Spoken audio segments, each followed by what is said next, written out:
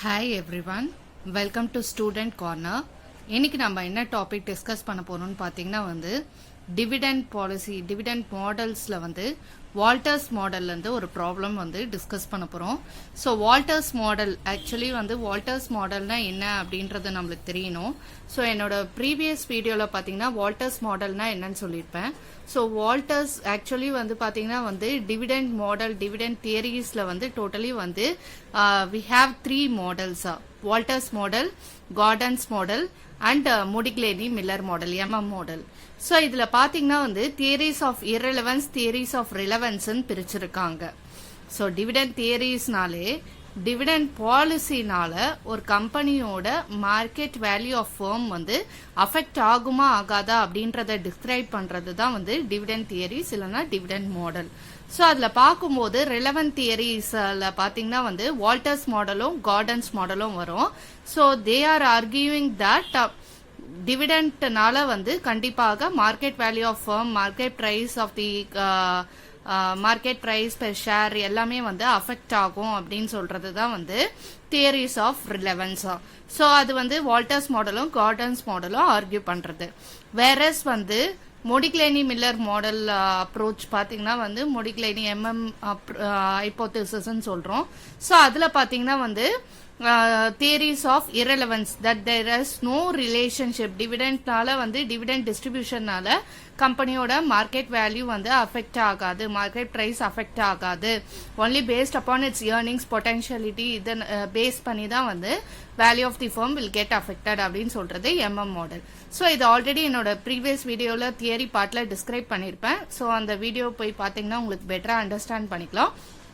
இன்னைக்கு நம்ம வால்டர்ஸ் மாடல்ல ஒரு ப்ராப்ளம் டிஸ்கஸ் பண்ணலாம். ஸோ இந்த வால்டர்ஸ் மாடல்ல பாத்தீங்கன்னா இதுதான் நம்மளோட question.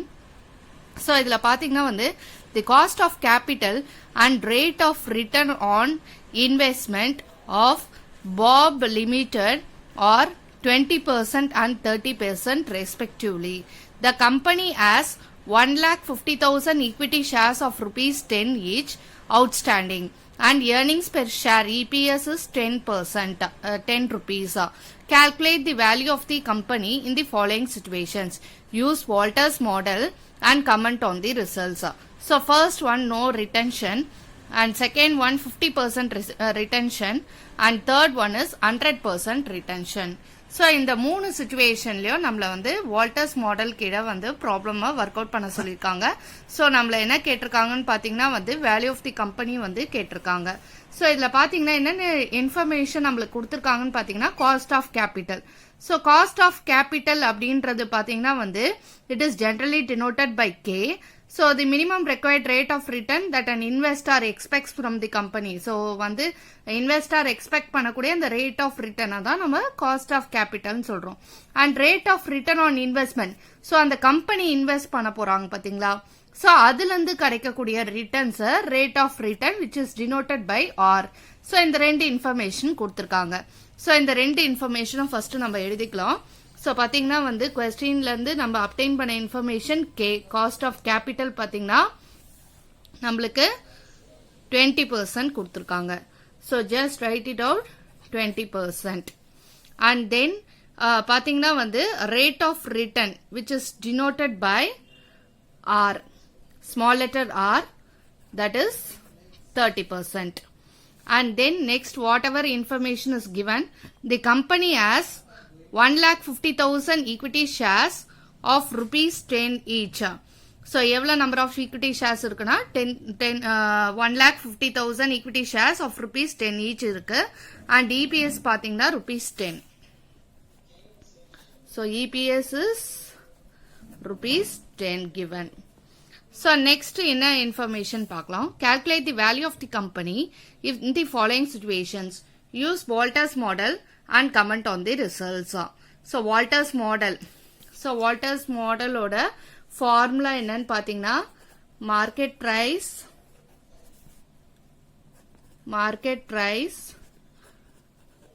per share is equal to D plus R by K E minus D whole divided by K. So இதான் வந்து வால்டர்ஸ் மாடலோட ஃபார்முலா. டின்றது டிவிடெண்ட் பெர் ஷேர், ஆர்ன்றது ரேட் ஆஃப் ரிட்டர்ன், கேன்றது காஸ்ட் ஆஃப் கேபிட்டல், ஈன்றது ஏர்னிங்ஸ் பெர் ஷேர் இபிஎஸ், டின்றது dividend per share and கேன்றது again cost of capital. So இதுக்கெல்லாம் முன்னாடி நம்மளுக்கு ஒரு விஷயம் தெரியணும். ஸோ அது என்ன அப்படின்னு பார்க்கும்போது ஆக்சுவலி வால்டர்ஸ் மாடல்ல வந்து ஃபர்ம்ஸை 3 விதமாக பிரிக்கிறாங்க. ஒன்று வந்து growth firm, other one is normal firm and other one is declining firm. So first வந்து growth firmனா என்ன அப்படின்னு பார்க்கும்போது if R is greater than K, that is நம்ம rate of return on our investment வந்து if it is more than the cost of capital, அதை வந்து growth firmன்னு சொல்றோம். ஓகேங்களா? ஸோ growth firmக்கு பார்த்தீங்கன்னா வந்து ஆப்டிமல் பே அவுட் ரேஷியோ வந்து இட் இஸ் நில். ஸோ எல்லாமே நம்ம ரீடைன்ட் ஏர்னிங்ஸா நம்ம வச்சுக்கிட்டாதான் கம்பெனி வந்து நல்லா போகும், அவங்களோட வேல்யூ ஆஃப் தி ஃபர்ம் வந்து நல்லா தான் இருக்கும் அப்படின்றது தான் இதோட மெயின் ஆஸ்பெக்ட். ஸோ இதை வந்து growth firmன்னு சொல்லுவோம். நார்மல் ஃபர்ம்னு பார்த்தீங்கன்னா ரேட் ஆஃப் ரிட்டர்னும் காஸ்ட் ஆஃப் கேபிட்டலும் ஈக்குவலா இருந்தா அந்த நார்மல் ஃபர்ம்னு சொல்லுவோம். whereas rate of return if it is less than, so இது R equal to K. மூணாவது situation R is less than K, that is declining firm. Rate of return வந்து it will be less than the cost of capital. So if you are going to invest somewhere, your company's fund, that is known as rate of return, and whatever you pay to the investors, so that is the interest or the dividend that you pay to the investors, so that is the cost of capital. So this situation is known as declining firm. So அப்போ அவங்களுக்கு வந்து declining form எப்பயுமே வந்து optimal பே out ratio எவ்வளோ இருக்கணும்னா 100% இருக்கணும். So அவங்க வந்து மொத்தமாக வந்து பே பண்ணாதான் அந்த கம்பெனியோட market value will be good. So இதுதான் வந்து 3 சுச்சுவேஷன்ஸ். ஸோ ஒரு கொஸ்டினை பார்த்த உடனேவே வந்து நம்ம வந்து கால்குலேட் பண்ணிடலாம், ஈஸியா வந்து தெரிஞ்சுக்கலாம். முதல்ல அது வந்து growth ஃபார்மா இல்ல நார்மல் ஃபார்மா இல்ல டிக்ளைனிங் ஃபார்மான்றத தெரிஞ்சுக்கலாம். ஸோ இந்த கொஸ்டின்ல பாத்தீங்கன்னா ரேட் ஆஃப் ரிட்டர்ன் வந்து it is 30% and cost of capital is 20%. So this one is more than this one. 30 is greater than 20. அப்ப இது என்ன form? 30 R is greater than K na? It is a growth form ன்னு அர்த்தம். So growth form na 30 is greater than 20. So that is the growth form. So அப்ப உங்களுக்கு வந்து market price வந்து எப்ப வேல்யூ வந்து ஹையரா இருக்கும்னு பாத்தீங்கன்னா வேல்யூ ஆஃப் தி firm எப்ப ஹையரா இருக்கும்னா அவங்களோட ரிட்டென்ஷன் ரேஷியோ அதிகமா இருந்து பே அவுட் ரேஷியோ கம்மியா இருந்தால். சோ ரிட்டென்ஷன் ரேஷியோ பே அவுட் ரேஷியோ அப்படின்னா என்னன்றது நம்மளுக்கு முதல்ல தெரியணும். அப்பதான் இந்த ப்ராப்ளம்ஸ் எல்லாம் நம்மளால ஒர்க் அவுட் பண்ண முடியும். சோ ரிட்டென்ஷன் ரேஷியோனா எவ்வளவு பகுதி ப்ராஃபிட்ல எவ்வளவு பகுதி வந்து நம்ம பிசினஸ்குள்ளே தக்க வச்சுக்கிறோம், நம்மளோட ஃபர்தர் எக்ஸ்பான்ஷனுக்காக பிசினஸ் நெக்ஸ்ட் லெவல்ல கொண்டு போறதுக்காக எவ்வளவு பெர்சன்டேஜ் நம்ம வந்து பிசினஸ்குள்ள வச்சுக்கிறோமோ அதை ரிட்டென்ஷன் ரேஷியோன்னு சொல்லும். வேற எவ்வளவு வந்து நம்ம பே பண்றோமோ டிவிடெண்டா ஷேர் ஹோல்டர்ஸ்க்கு அதை பே அவுட் ரேஷியோன்னு சொல்லுவோம். ஸோ டேக் ஃபார் எக்ஸாம்பிள் இப்ப 100% வந்து இருக்கு ப்ராஃபிட் அட்டைன் பண்றோம்னா அதுல வந்து 60% வந்து ரிட்டென்ஷன் பண்றோம்னா அப்ப 40% நம்ம வந்து பே பண்றோம்னு அர்த்தம். பே out ratio is 40% and 60% is retention ratio. So இந்த வால்டர்ஸ் மாடல் கார்டன்ஸ் மாடல் எல்லாம் நம்மளுக்கு வந்து மேக்ஸிமம் ரிட்டென்ஷன் ரேஷியோ பே அவுட் ரேஷியோ வந்து கொடுத்துருவாங்க. ஏதாவது ஒன்னு கொடுத்தா கூட இன்னொன்னு ஈஸியா நம்ம வந்து கண்டுபிடிக்கலாம். பே அவுட் கொடுத்தாங்கன்னா ரிட்டென்ஷன் ரேஷியோ கால்குலேட் பண்ணலாம், அண்ட் ரிட்டென்ஷன் ரேஷியோ கொடுத்தா பே அவுட் ரேஷியோ ஈஸியா கால்குலேட் பண்ணிடலாம். ஓகேங்களா? சோ அடுத்தது நெக்ஸ்ட் நம்ம என்ன விஷயங்கள் இதுல தெரிஞ்சுக்கணும் அப்படின்னு பாத்தீங்கன்னா வந்து இந்த டிவிடெண்ட் இருக்கு பாத்தீங்களா, இந்த டிவிடெண்ட் பெர் ஷேர் டி, இது ஜெனரலி கொஸ்டின்ல கொடுப்பாங்க. அப்படி கொடுக்கல டிவிடெண்ட் அப்படின்னா டிவிடெண்ட் பெர் ஷேர் கொஸ்டின்ல இல்லைன்னா நம்மளே வந்து கால்குலேட் பண்ணணும். ஓகேங்களா? சோ இந்த டியோட ஃபார்முலா என்ன அப்படின்னு பார்க்கும்போது EPS into payout ratio. EPS ஓட amount 10 rupees per share, 8 rupees per share கொஸ்டின்ல கொடுத்துருவாங்க. பே அவுட் ரேஷியோ பாத்தீங்கன்னா வந்து ஜெனரலி ரிட்டென்ஷன் ரேஷியோ கொடுத்தாலும் வந்து பே அவுட் ரேஷியோ நம்ம கால்குலேட் பண்ணலாம், இல்ல பே அவுட் கொடுத்துட்டாங்க அப்படின்னா அதை அப்படியே யூஸ் பண்ணிக்கோங்க. சோ இந்த இடத்துல தான் நம்ம வந்து ரொம்ப ரொம்ப கேர்ஃபுல்லா இருக்கணும். சோ ரிட்டென்ஷன் ரேஷியோ கொடுத்துட்டாங்கன்னா நம்ம வந்து அதை பே அவுட் ரேஷியோவா நம்ம கண்டுபிடிக்கணும். பே அவுட் அவங்க கொடுத்துட்டாங்கன்னா அப்படியே நம்ம யூஸ் பண்ணிக்கலாம். ஓகேங்களா? சோ இப்ப வந்து ரிட்டென்ஷன் ரேஷியோ 60% கொடுத்துட்டாங்க. இதை வச்சு நம்ம பே அவுட் ரேஷியோ கண்டுபிடிக்கணும்னா 40ன்னு கண்டுபிடிச்சிடலாம். 100 minus 60 14. ஸோ நம்ம வந்து எடுத்து யூஸ் பண்ணும்போது கேர்ஃபுல்லா எடுத்துக்கணும். பே அவுட் ரேஷியோவை தான் நம்ம எடுக்கணும். அவங்க கொஸ்டின்ல என்ன கொடுத்திருந்தாலும் அதுக்கு கேத்த மாதிரி நம்ம வந்து பே அவுட் கொடுத்துருக்காங்களா, ரிட்டென்ஷன் கொடுத்திருந்தா மைனஸ் பண்ணி எடுத்துக்கோங்க, இல்ல பே அவுட் கொடுத்திருந்தா ஆட்டோமேட்டிக்கா அப்படியே எடுத்துக்கோங்க. ஸோ இந்த விஷயம் நம்ம ரொம்ப வந்து கேர்ஃபுல்லா கவனிக்கணும். ஓகேங்களா. சில கொஸ்டின்ஸ்ல பாத்தீங்கன்னா கமெண்ட் ஆன் த ரிசல்ட்ஸ் கொடுத்திருப்பாங்க. ஸோ கமெண்ட் ஆன் த ரிசல்ட்ஸ்னா இது வந்து growth ஃபார்மா அண்ட் தென் இதுல வந்து market price and value of the firm வந்து எதுல அதிகமா இருக்கு, இந்த மாதிரி இத கன்க்ளூஷன்ஸ்லாம் நம்ம வந்து கொடுக்கற மாதிரி இருக்கும். ஸோ அது சம்மெல்லாம் இந்த ஃபார்முலா யூஸ் பண்ணி இந்த சம்மெல்லாம் ஒர்க் அவுட் பண்றதுக்கு முன்னாடி நம்ம பண்ணது கரெக்டா இல்லையா, இந்த ஃபார்முலா சப்ஸ்டிடியூஷன் எல்லாமே வந்து எப்படி வெரிஃபை பண்ணலாம்னா பாத்தீங்கன்னா வந்து growth ஃபார்முக்கு ஆப்டிமல் பே அவுட் ரேஷியோ வந்து நில்லு. ஓகேங்களா. ஸோ அப்ப வந்து எப்ப அவங்களோட வேல்யூ அதிகமா இருக்கும்னு பாத்தீங்கன்னா ரிட்டென்ஷன் ரேஷியோ அதிகமா இருந்தால்தான். ஓகேங்களா. பே அவுட் ரேஷியோ அதிகமா இருந்ததுன்னா அப்ப வந்து அவங்களுக்கு வேல்யூ ஆஃப் தி ஃபார்ம் கம்மியா தான் இருக்கும். ஓகேங்களா. நான் சொல்ற விஷயம் உங்களுக்கு புரிஞ்சிருக்கும்னு நினைக்கிறேன். சோ அதனால வந்து இந்த கொஸ்டினை வச்சு நம்ம வந்து கன்க்ளூஷனுக்கு வந்துடலாம். இது வந்து ஒரு growth ஃபார்ம், அப்ப வந்து அவங்களுக்கு ஆப்டிமல் பே அவுட் ரேஷியோ வந்து நில்லுன்னு தான் இருக்கணும் அப்படின்றது நம்மளுக்கு தெரியும். ஓகேங்களா. சோ ரிட்டென்ஷன் ரேஷியோ எந்த இடத்துல வந்து பே அவுட் கம்மியா இருந்து வந்து ரிட்டென்ஷன் ரேஷியோ அதிகமா இருக்கோ அப்பதான் நம்மளோட வேல்யூ ஆஃப் தி ஃபார்ம் வந்து இன்க்ரீஸ் ஆகும் அப்படின்ற ஒரு கன்க்ளூஷனுக்கு வந்துடலாம். இதே மாதிரி நம்ம என்ன டிஸ்கஸ் பண்ண போறோம்னா இந்த ப்ராப்ளம்ல வந்து R is greater than K growth ஃபார்முக்கு உண்டான ப்ராப்ளமா தான் நம்ம இப்ப டிஸ்கஸ் பண்ண போறோம் இந்த செஷன்ல. சோ அடுத்த செஷன்ல பாத்தீங்கன்னா வந்து நார்மல் ஃபார்ம் வச்சு எப்படி வந்து value of the firm calculate பண்றது, மார்க்கெட் பிரைஸ் எப்படி கால்குலேட் பண்றதுன்றதும் அண்ட் டிக்ளைனிங் ஃபார்முக்கே எப்படி கால்குலேட் பண்றதும் நம்ம டிஸ்கஸ் பண்ண போறோம். சோ இப்ப வாங்க இந்த ப்ராப்ளம் எப்படி போடுறதுன்றத நம்ம பார்க்கலாம். சோ கொஸ்டின்ல இருக்கக்கூடிய டீடைல்ஸ்லாம் கே, ஆர், இபிஎஸ் இதெல்லாம் எழுதியாச்சு. இன்னும் நம்மளுக்கு என்ன இன்ஃபர்மேஷன் கொடுத்துருக்காங்கன்னு பாருங்க. சோ வேற எதுவும் இன்ஃபர்மேஷன் நம்மளுக்கு கொடுக்கல.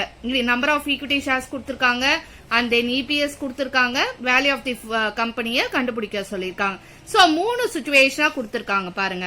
சோ மோஸ்ட் ப்ராபப்ளி வந்து நம்மளுக்கு 2 சிச்சுவேஷன் 3 சிச்சுவேஷன் ப்ராப்ளம்ஸ் வர வாய்ப்பு இருக்கு. சோ ஒரு சிச்சுவேஷனுக்கும் value of the firm market price per share எவ்வளோன்றத நம்ம கால்குலேட் பண்ணணும். ஓகேங்களா.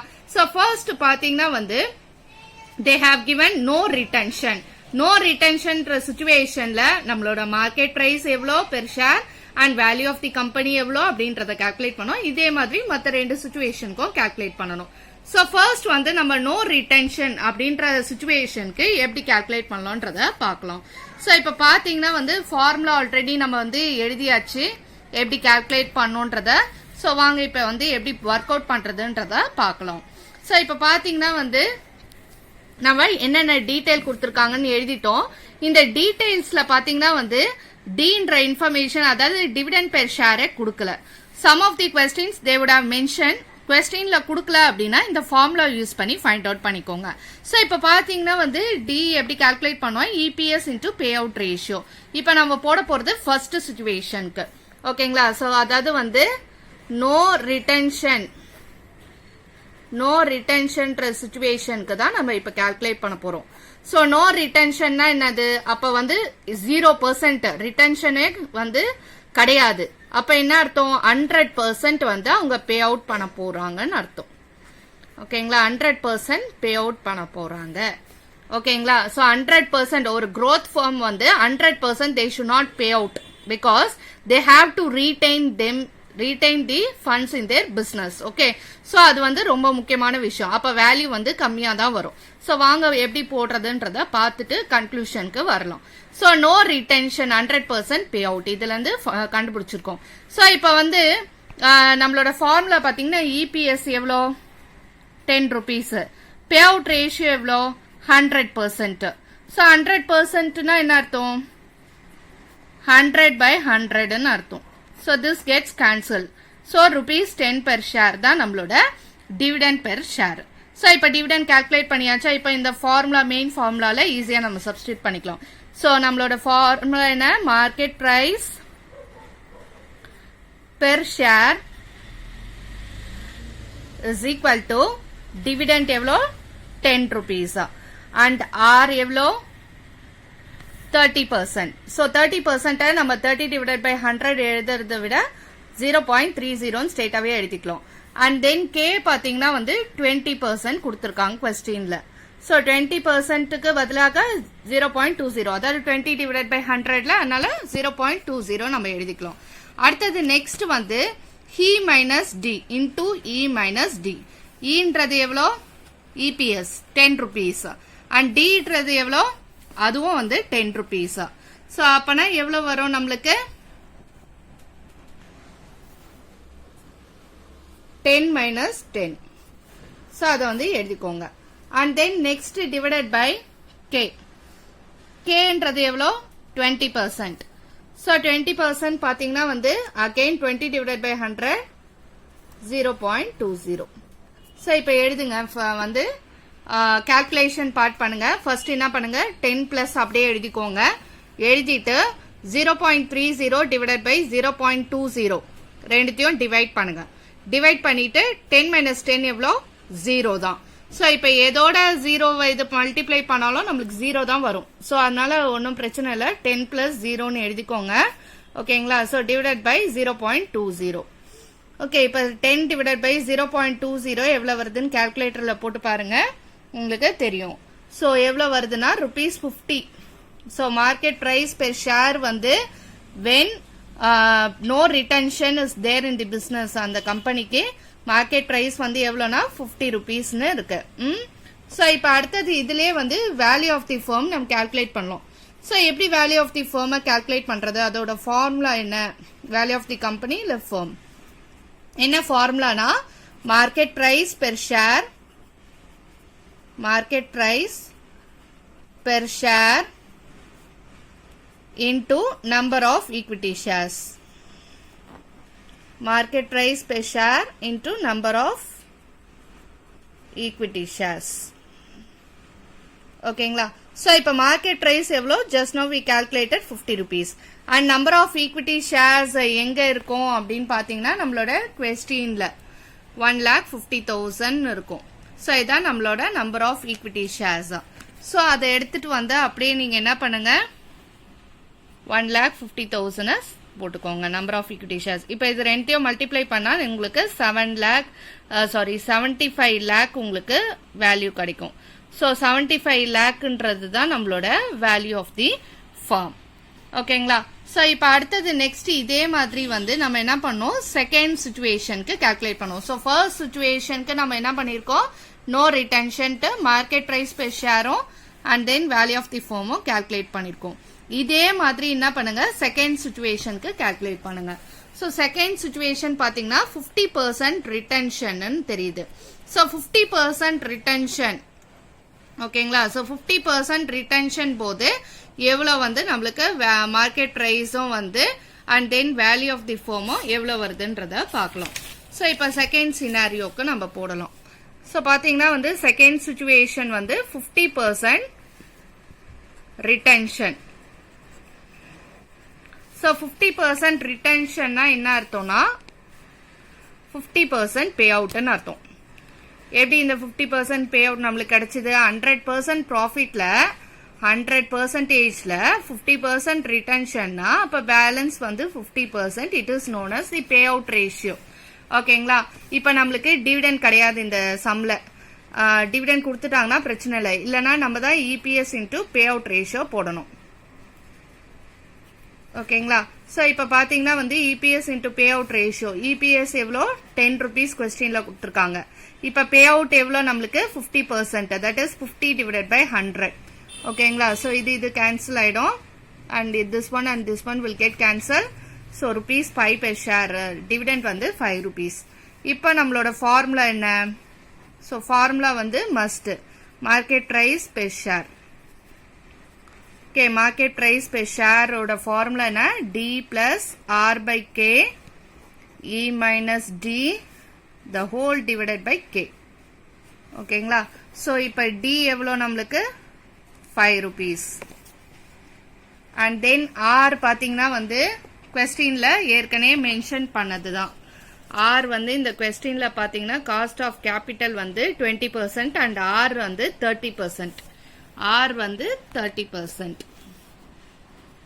30%ன்றதை 30 divided by 100 எழுதலாம் or else 0.30 divided by K 0.20 and D பார்த்தீங்கன்னா வந்து 10 rupees EPS 10 rupees and D again 5 rupees the whole divided by 0.20 so இப்போ என்ன பண்ணுங்க இந்த 5 rupees அப்படியே எழுதிக்கோங்க 0.30 divided by 0.20 so இது ரெண்டையும் டிவைட் பண்ணுங்க எவ்வளவு வருது 1.5 into 10 minus 5 is 5 the whole divided by 0.20 ஓகேங்களா so இப்போ வந்து 5 plus எழுதிக்கோங்க 1.5 into 5 பார்த்தீங்கன்னா 7.5 வரும் and 0.20 so இப்போ என்ன பண்ணோம் அடுத்தது நம்ம 5 plus 7.5 பார்த்தீங்கன்னா 12.5 divided by 0.20 so 12.5 divided by 0.20 பண்ணிங்கன்னா எவ்வளவு வரும்னா rupees 62.5 so இதுதான் நம்மளோட market price per share rupees 62.5 so இதை வச்சு நம்ம value of the firm ஈஸியா calculate பண்ணலாம் so நம்மளோட value of the firm so value of the firm so இதோட formula என்னன்னு பாத்தீங்கன்னா market price per share into number of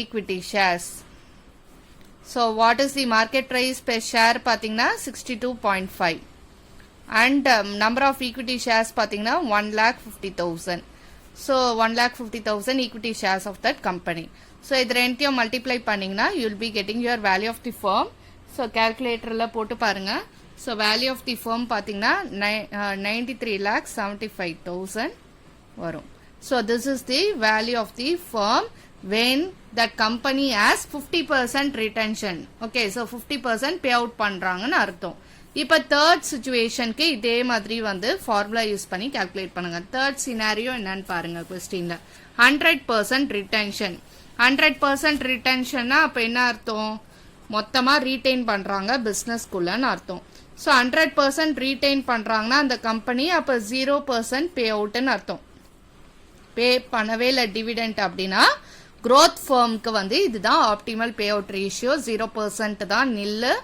and same way இங்க தான் வந்து value of the firm higher இருக்கும் so எப்படி அப்படின்றத நம்ம பார்க்கலாம் இப்போ நம்மளோட ஃபார்முலா என்ன market price per share so இதோட ஃபார்முலா என்ன D plus R by K E minus D the whole divided by K இதான் நம்ம ஃபார்முலா D வந்து சம்ல கொடுப்பாங்க இல்ல வந்து D கொடுக்கல அப்படினாலும் EPS into payout ratio போட்டுக்கோங்க EPS actually வந்து क्वेश्चनல பாத்தீங்கன்னா 10 rupees per share கொடுத்திருப்பாங்க and payout ratio இதுக்கு பாத்தீங்கன்னா 0% ஓகேங்களா 100% retain பண்றாங்கன்னா அப்ப 0 payout ன்னு அர்த்தம் so 0% னா என்ன 0 divided by 100 0% னா so any number into 0 வந்து பாத்தீங்கன்னா 0 தான் வரும் dividend வந்து 0 so இப்ப மெயின் ஃபார்முலா இந்த ஃபார்முலால சப்ஸ்டிட்யூட் பண்ணலாம் so பாத்தீங்கன்னா வந்து D வந்து 0 R வந்து பாத்தீங்கன்னா क्वेश्चनல ஆல்ரெடி நமக்கு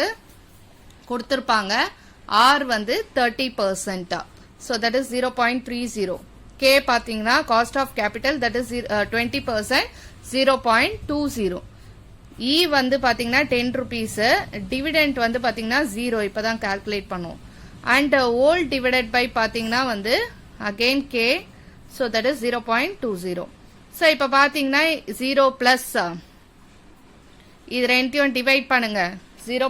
ஃபர்ஸ்ட் இந்த கால்குலேஷனை முடிச்சிட்டு லாஸ்டா தான் நம்ம என்ன பண்ணுவோம் முடிச்சிட்டு 0வோட ஆட் பண்ணும் சோ இப்போ பாத்தீங்கன்னா இது ரெண்டையும் டிவைட் பண்ணீங்கன்னா you will be getting 1.5 ஓகேங்களா சோ 1.5 நமக்கு வரும் சோ 1.5 எழுதிட்டு 10 minus 0 is 10 whole divided by 0.20 so இப்போ இது ரெண்டையும் மல்டிப்ளை பண்ணுங்க 1.5 into 10 பண்ணீங்கன்னா you will be getting 15 okay so you will be getting 15 divided by 0.20 so 15 divided by 0.20 எவ்வளவு வருதுன்றதா கால்குலேட்டர்ல போட்டு பாருங்க you will be getting 15 divided by 0.20 rupees 75. This is your market price per share.